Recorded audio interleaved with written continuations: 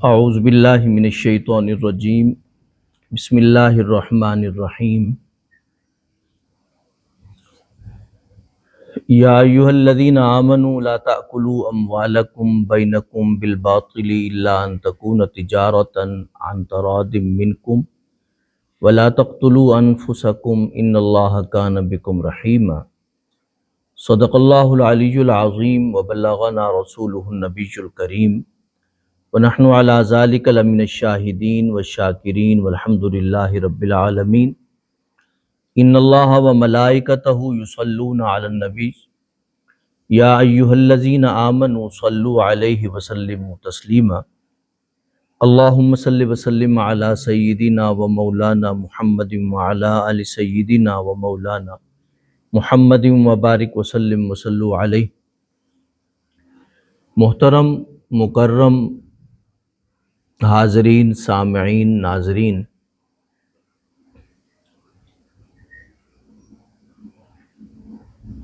ہم جس موضوع پہ بات کر رہے ہیں وہ ہے تجارت، ملازمت، مال کمانا اور پھر اس کی روحانی جہت، یعنی انسان کا روحانی اعتبار سے پھر بھی اللہ سے تعلق رکھنا، وابستہ رہنا۔ ہم نے آپ کے سامنے 5 اصول بیان کیے جو قرآن مجید بیان کرتا ہے کہ تجارت کے حوالے سے روحانی جہت کو اگر ہم نے برقرار رکھنا ہے تو اس صورت میں ہمیں وہ 5 اصول اپنانا ہوں گے۔ گزشتہ جمعۃ المبارک میں رسالت مآب صلی اللہ علیہ وسلم کی سیرت پاک کے حوالے سے ہماری بات یہاں مکمل ہوئی تھی کہ رسالت مآب صلی اللہ علیہ وسلم نے پہلے تجارت کی اور تجارت کی بنا پر آپ کو صادق اور امین کہا گیا، یعنی تجارت کی بنا پہ آپ کو صادق بھی کہا گیا اور تجارت کی بنا پہ آپ کو امین بھی کہا گیا، اس لیے کہ اس وقت اعلان نبوت تو ہوا نہیں تھا۔ تو اس بنیاد پہ آپ کی ایمانداری اور دیانتداری کی بنیاد پہ ام المومنین حضرت سیدہ خدیجۃ الکبریٰ رضی اللہ تعالی عنہا نے آپ کو پیغام نکاح بھیجا۔ ہم گزشتہ جمعہ میں یہ بیان کر چکے ہیں کہ جب ہم سیرت کا مطالعہ کرتے ہیں، سیرت پڑھتے ہیں اور پھر اس کے بعد اپنے سماج کو، اپنے معاشرے کو یا اپنے سماجی رویوں کو یا سماج کے ذہن کو جب دیکھتے ہیں تو ایسے لگتا ہے کہ جیسے زمین اور آسمان کے درمیان ان دونوں کے مابین فاصلہ ہے۔ مثال ہے کہ حضرت خدیجۃ الکبریٰ نے پیغام نکاح بھیجا۔ اب اگر ہم سوچیں کہ ہماری بیٹی جو ہے، معاشرے کی بیٹی، ہمارے خاندان کی بچی جو ہے، اگر پیغام نکاح بھیجے تو رویہ کیا ہوگا یا انداز کیا ہوگا؟ آج ایک اور اس سے ریلیونٹ بات جو ہے وہ میں ذکر کر دوں، پھر آگے چلتا ہوں کہ ایک تو یہ ہے کہ ہماری بچی اگر یہ قدم اٹھاتی ہے تو ہم اپنے ذہن میں لاتے ہیں کہ شاید اس کے کردار میں کوئی جھول ہے۔ ایک اور جو بات ہے وہ انتہائی ذلت آمیز ہے، جسے میں سمجھتا ہوں کہ معاشرے کی بیٹی، خاندان کی بیٹی کے لیے انتہائی ذلت آمیز رویہ ہے۔ وہ کیا ہے؟ وہ یہ ہے کہ ہم جاتے ہیں دیکھنے کے لیے بچی کو۔ اچھا، ایک نے بچی کو دیکھا ہے تو بچی بن سنور کے آئی ہے اور جناب ٹرے لے کے آئی ہے یا کھانے پینے کا کچھ سامان لے کے آئی ہے، تو انہوں نے اسے لباس میں دیکھا، اس کے چال چلن کو دیکھا، بھی کیسے چلتی ہے، کیسے بیٹھتی ہے، کیسے بات کرتی ہے۔ اچھا، یہ دیکھنے کے بعد جو ہے، میں اس سے اگلی بات کرنے سے پہلے اگر میں عالم انسانیت کے اس بدترین بات کی طرف توجہ دلاؤں تو بھی آپ سمجھیں گے کہ ان دونوں کے مابین تھوڑی مناسبت ہے کہ بھئی جب عورت بکتی تھی تو عورت کے اعضاء کو دیکھا جاتا تھا، یعنی جب وہ باندھی ہوتی ہے تو انسان مرد جاتا تھا، دیکھتا تھا اس کے اعضاء کیسے ہیں، اس کا قد و قامت کیسا ہے، وہ چلتی کیسے ہے، چلوا کے دیکھتے تھے۔ تو مقصد یہ کہنے کا ہے کہ یہ ایک چیز ایسے لگتا ہے کہ جاہلی دور کی اور جہالت بھرا رویہ جو ہے وہ اس رسم کے اندر سما گیا ہے۔ اچھا، پھر ایک جاتا ہے وہ رد کر دیتا ہے بچی کو، بچی پھر دوسرا رشتہ آتا ہے، پھر اس کے لیے تیار ہوتی ہے، پھر وہ بھی ریجیکٹ کر دے تو پھر تیسرے کے لیے تیار ہوتی ہے۔ یعنی ایسا ذلت آمیز رویہ جو ہے اور توہین آمیز رویہ ہم اسے بھی ختم نہیں کر سکے۔ ہم بچپن سے دیکھتے آ رہے ہیں اور بڑھاپے میں پہنچ گئے ہیں، لیکن یہ رسم ہم آج تک اس کی گندگی اور غلاظت کا اندازہ ہی نہیں کر سکے کہ یہ کتنی غلیظ ترین چیز ہے ہماری بہنوں کے لیے، ہماری بیٹیوں کے لیے، کتنی گندگی میں اتری ہوئی چیز ہے، ہم اس کا اندازہ ہی نہیں کر سکتے۔ ایک شخص آیا ہے، ایک خاندان آیا ہے اور اس خاندان نے آ کے ایسے چیک کیا ہے جیسے خدا نہ خواستہ قربانی کے لیے بکری چیک کی جاتی ہے، اس طرح چیک کیا ہے۔ میں سمجھتا ہوں کہ ہمارے اس رویے میں رسالت مآب صلی اللہ علیہ وسلم کی سیرت پاک کو دیکھا جائے تو اس طرح کا کوئی رویہ ہمیں نہیں ملتا۔ اگر اس طرح کرنا ہے تو پھر برابر کی سطح پر کریں نا۔ مثال کے طور پہ بچے کے لیے پیغام جانا چاہیے اور بچی کے لیے پیغام جانا چاہیے، نہ کہ چیک اینڈ بیلنس ہونا چاہیے۔ ہم چاہیں تو اس حوالے سے بڑا عزت والا رویہ ہم اپنا سکتے ہیں، اور وہ رویہ کیا ہے کہ ہم کسی تھرڈ پلیس پہ جا کے بچے کو بھی دیکھ سکتے ہیں، بچی کو بھی دیکھ سکتے ہیں، ایک تیسرا آدمی کوئی دعوت رکھ دیتا ہے اور دونوں خاندانوں کو بلا لیتا ہے اس حوالے سے کہ بھی میرا دونوں سے تعلق ہے، میں نے دونوں کو بلایا ہے۔ تھرڈ پلیس پہ جا کے دیکھا جا سکتا ہے، بچی والے خاندان بچے کو دیکھ سکتے ہیں اور بچے والے خاندان بچی کو دیکھ سکتے ہیں، اس میں کوئی ریجیکشن بھی نہیں ہے، اس میں کسی کی توہین بھی نہیں ہے اور کسی کی تذلیل بھی نہیں ہے۔ لیکن افسوسناک بات یہ ہے کہ ہمارے انتہائی پڑھے لکھے لوگوں نے اس بات کی جانب جو ہے نہ توجہ دی، نہ اس سماج کی بات کی جانب کوئی ریزسٹ کیا اور نہ ہی اسے ریجیکٹ کیا۔ یہ بات جو ہے ہماری یعنی قابل توجہ بات ہے۔ آپ سوچئے کہ رسالت مآب صلی اللہ علیہ وسلم کی سیرت پاک میں آپ کو اس طرح کی کوئی چیز آپ کو دکھائی نہیں دے گی۔ تو ہم آگے چلتے ہیں، جو بات میں کرنا چاہتا تھا وہ یہ ہے کہ رسالت مآب صلی اللہ علیہ وسلم نے تجارت کی ہے اور تجارت کے باوجود آپ نے اپنی روحانی جہت جو ہے اسے برقرار رکھا ہے۔ اچھا، ایک تو یہ ہے کہ ہم سیرت پاک کو پڑھتے ہیں تو تبرک کے لیے پڑھتے ہیں، یہ ہمارے ہاں رواج ہے کہ ہم رسول اللہ کی سیرت کو پڑھتے ہیں تبرک کے لیے، ثواب کے لیے۔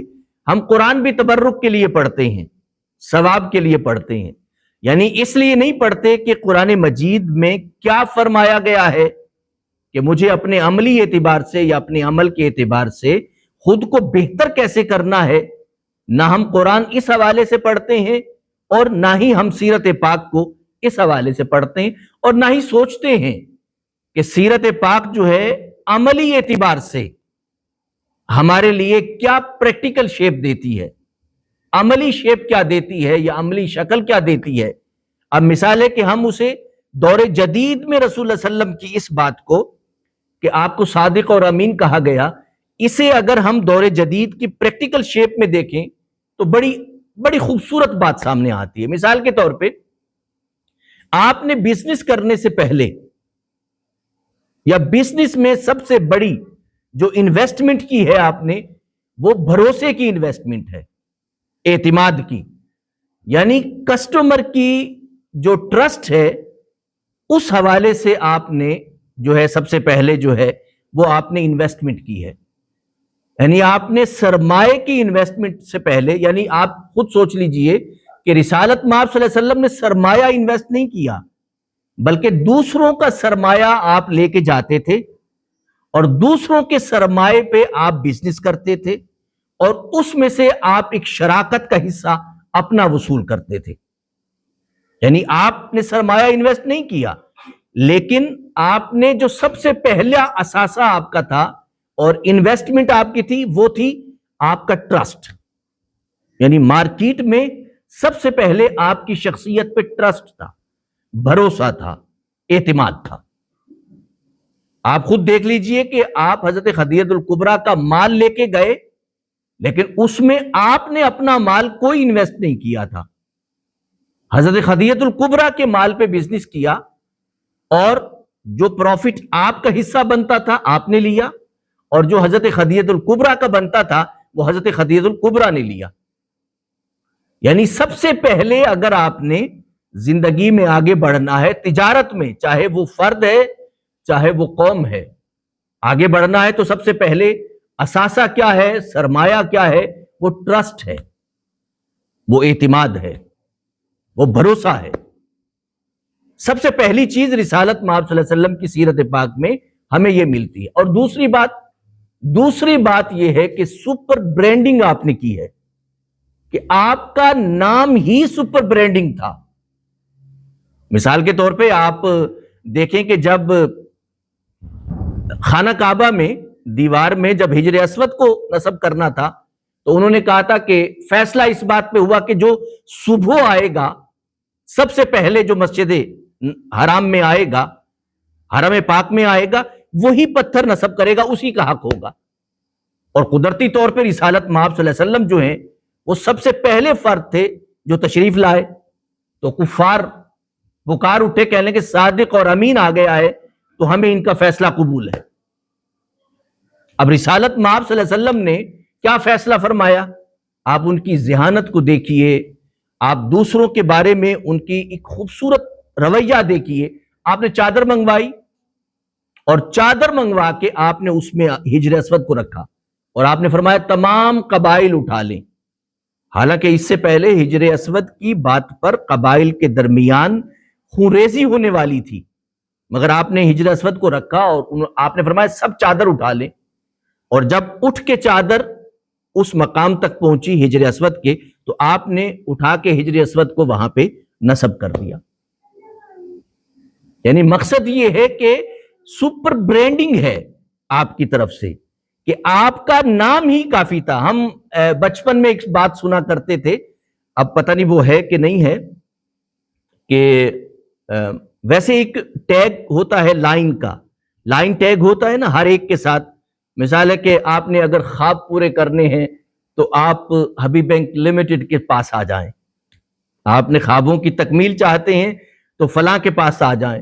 جیسے ایک ٹیگ لائن ہوتی ہے کہ جس میں بھئی وہ جو ہے بھئی فلاں برانڈ جو ہے کھانے پینے کی، اس کی خوشبو ہی کافی ہے، اس طرح کہا جاتا ہے. بچپن میں ہم ایک سنتے تھے ویوز جو تھا، جس کا ریفریجریٹر تھا، میری عمر کے دوست جانتے ہوں گے، انہوں نے سنا بھی ہوگا، دیکھا بھی ہوگا. تو مجھے وہ لفظ بڑا اچھا لگتا تھا اس وقت بھی، آج بھی یاد ہے. بھئی ویوز کے بارے میں کہتے تھے آپ نے ریفریجریٹر خریدنا ہے، آپ نے فریج خریدنا ہے، تو ویوز کے بارے میں کہا جاتا تھا کہ نام ہی کافی ہے. یہ ٹیگ لائن تھی اس کی. اب پتہ نہیں ہے اب کمرشل آتا ہے کہ نہیں آتا، لیکن اس وقت ہم دیکھتے تھے تو وہ کہتے ہیں کہ ویوز نام ہی کافی ہے. تو رسالت مآب صلی اللہ علیہ وسلم جس معاشرے میں رہتے تھے کہ آپ کا نام ہی لے لیا جائے تو کفار کہتے تھے نام ہی کافی. یعنی اعلان نبوت سے پہلے جو ہے وہ نام ہی کافی ہے. یعنی اسے ہی برانڈ کہتے ہیں نا، کہ آپ کہتے ہیں کہ فلاں برانڈ کی چیز میں نے خریدی ہے، وہ کہتے ہیں بہت اچھی ہوگی. یہ تو، اور ہمارے بچے اور ہماری نسل، ہمارے آنے والی نسل برانڈ کی چیزوں کی طرف کتنی متوجہ ہوتی ہے. پیغمبر کریم سرور عالم صلی اللہ علیہ وسلم اس وقت جو چیز آپ کے ہاتھ سے گزر کے آتی تھی تو پوچھا جاتا کہ کس نے بھیجی ہے، کس نے بیچی ہے، کس نے دی ہے، تو کہا جاتا تھا کہ محمد نے دی ہے، تو بس نام ہی کافی، مطلب ہے کہ محمد النوم باس تھا، کافی ہے، اتنا ہی کافی ہے کہ محمد مصطفیٰ صلی اللہ علیہ وسلم کا نام آ جائے، ایمانداری کے لیے، دیانتداری کے لیے، صداقت شعاری کے لیے، بس نام ہی کافی ہے۔ تو اصل میں تجارت میں بنیادی طور پہ جو رسالت مآب صلی اللہ علیہ وسلم نے ہمیں چیز دی ہے، اثاثے کے طور پہ، سرمایے کے طور پہ، وہ دی ہے دو چیزیں، کیا؟ ایمانداری اور صداقت شعاری، یعنی سچ بولنا اور امانت داری سے چلنا۔ یہ دو وہ سرمایے ہیں جو رسالت مآب صلی اللہ علیہ وسلم نے اپنی زندگی میں انویسٹ کیے تھے پہلے، اور پھر اس کے بعد آپ کا نام ہی برانڈ بن گیا تھا، بلکہ سپر برانڈ بن گیا تھا۔ تو مسلمان چاہتا ہے انفرادی طور پہ یا اجتماعی طور پہ کہ وہ چاہتا ہے کہ روحانی جہت بھی برقرار رہے اس کی ذات کی، اللہ سے اس کا تعلق بھی برقرار رہے، اور پھر دنیا کے میدان میں بھی کسی سے پیچھے نہ رہے۔ تو بات وہی ہے، محمد مصطفیٰ صلی اللہ علیہ وسلم نے صداقت کو اپنایا، سچائی کو اپنایا اور ایمانداری کو اپنایا، تو نام ہی کافی تھا۔ اگر آج بھی ہم یہ اپنا لیں تو میرا خیال یہ ہے کہ مسلم کا نام ہی کافی ہو جائے گا۔ اللہ پاک ہمیں عمل کی توفیق عطا فرمائے، آمین ثم آمین، وما علیہ۔